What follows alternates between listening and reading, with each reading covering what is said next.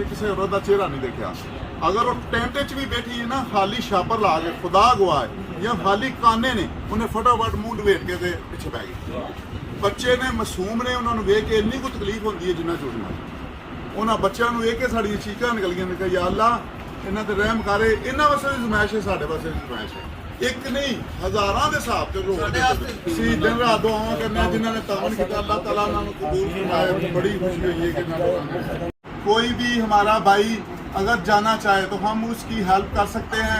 उनको मुकामी लोग देंगे जो हकदारों तक आपका माल पहुँचाएंगे। अगर आप अकेले जाएंगे तो आपको नुकसान होगा। तो हैदरी चौक के कैंप लगा, मुख्तलिफ जगह ते लगे ने, जेड़े मर्जी कैंप के पैसे दे सकते हो, सानू कोई इतराज नहीं। सारे लोग खिदमत वास्ते जज्बा लैके टुरे हुए ने। अलहमदुलिल्लाह उन्होंने लोगों तक अमानतां पहुँच रही हैं। साडी इंशाअल्लाह टीम दोबारा इसे महीने वापस जाएगी। ਅਸੀਂ ਉਹਨਾਂ ਲੋਕਾਂ ਨਾਲ ਵਾਅਦੇ ਕਰਕੇ ਆਏ ਹਾਂ ਕਿ ਅਸੀਂ ਇੰਸ਼ਾਅੱਲਾ ਤੁਹਾਡਾ ਮਦਦ ਕਰਾਂਗੇ। ਅੱਲਾਹ ਤਾਲਾ ਹਮ ਸਭ ਦਾ ਹਾਮੀ ਨਾ